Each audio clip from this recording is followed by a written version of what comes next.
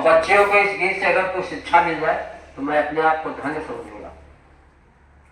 आजकल मोबाइल के दो प्रयोग होते हैं, या तो मोबाइल का आप अच्छे ढंग से यूटिलाइजेशन करें या तो सदुपयोग करें, और नहीं तो मोबाइल में बहुत कुछ ऐसा है जो दुरुपयोग की तरफ ले जाता है और हमारा जीवन विनाश की ओर चलता है।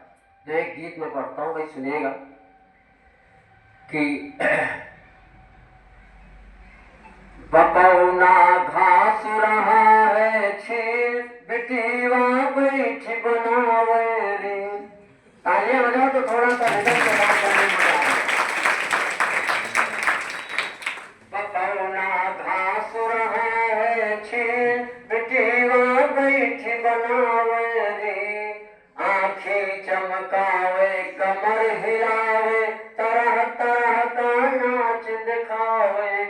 आँखें चमकावे कमर हिलावे तरह तरह का नाच दिखावे।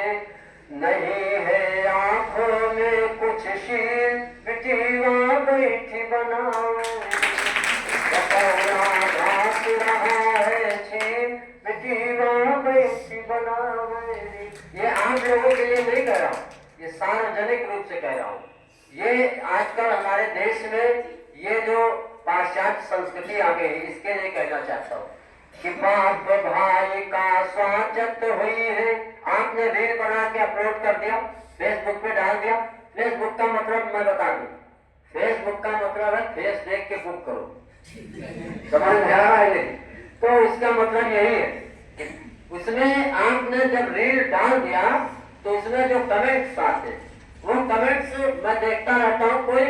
कोई भी पोस्ट डाली जाती है तो उसमें 80% तो अच्छे कमेंट आते हैं, लेकिन 20% बहुत भद्दे कमेंट आते हैं। और वो कमेंट घर वाले भी पढ़ते होंगे तो उनके दिल पे क्या बीतती होगी। 4 पंक्तियां पढ़ता हूँ कि बाप भाई का स्वागत हुई है, आपकी खोपड़ी नाचत हुई है। भद्दे भद्दे पढ़ कमेंट मन कांटा जैसे क्वाचत हुई है।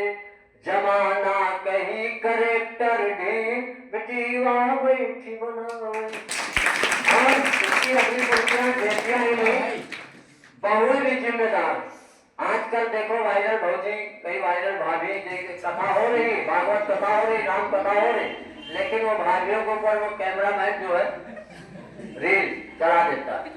तो वो थोड़ा सा एक भगवान की कथा अगर हो रही हो तो वहां हम श्रद्धा और विश्वास के साथ बैठे, ना कि वहां हम जो है ओछापन दिखाएं। मैं कोई भी मंदिर जाओ, कहीं भी जाओ, मुझे याद आता है लोग मंदिर तो जाते हैं लेकिन मंदिर में वो भगवान से जो चीज मांगनी चाहिए वो नहीं मांगते। महिला कहती भगवान तुम वही देखो मैं पड़ोसी, है ना, भगवान हमारे बच्चे को नौकरी लग जाए। एक लड़का गया भगवान के मंदिर और भगवान के मंदिर में गया, कहा प्रभु हमको सरकारी नौकरी दिला दो, कंपटीशन बीट करे। तो भगवान ने कहा खंगरावा मूसर जैसे चले आए होंगे, फल फूल कुछ नहीं लाए, कम से कम फल आना चाहिए, सेब संतरा केला लाना चाहिए। तो उसने कहा प्रभु आप ही ने गीता में कहा कर्मण्येवाधिकार अस्ते मां फलेश कदाचन, कर्म करो फल की चिंता न करो। तो भगवान जब हम फल की चिंता न करें तो आप काहे कर रहे हो? और आम का सीजन आने तो हम 2-3 पेटी दशहरी आम भिजवा देंगे आपको। तो उस बात पे अब उसमें मैं कहना चाहता हूँ कि सबको सोचना चाहिए। खास तौर से ये हमारे हाथों में मोबाइल आ गया है, ये भले विज्ञान का चमत्कार हो, भले इससे हमको सुविधाएं मिल रही हो, लेकिन सबसे ज्यादा झूठ मोबाइल में ही बोला जा रहा है। जदौर में बता रहे जतवा आ गया है कि नहीं, सबसे ज्यादा झूठ वही लोग बोलते हैं कि वायरल भौजी गजब करे हैं, वायरल भौजी गजब करे हैं, कैमरामैन भी पीछे पड़े हैं।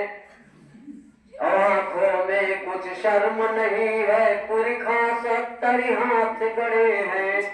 नहीं है आंखों में कुछ शील बहुरिया बैठी बनावेरी। और 4 पंक्तियां, अंतिम 4 पंक्तियां आप लोगों को मैं एक संदेश के रूप में पढ़ना चाहता हूं।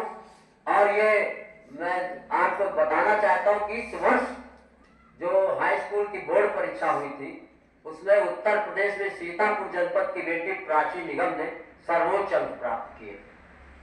तो मैं यही निवेदन करता हूँ कि आप लोग भी अपने परिवार का, अपने समाज का और अपने विद्यालय का नाम ऊंचा करें।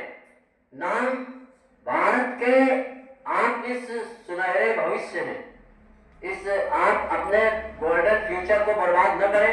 इसलिए हम चाहते हैं कि, और ये 4 पंक्तियां आप लोग बिल्कुल, अगर मेरी पंक्तियां आप लोग अपने मन मस्तिष्क में, हृदय में लेके घर तक जाएंगे और उनको जीवन में धारण करेंगे तो मैं समझूंगा कि मेरा कविता लिखना सार्थक हो गया। क्यों भाई ठीक है?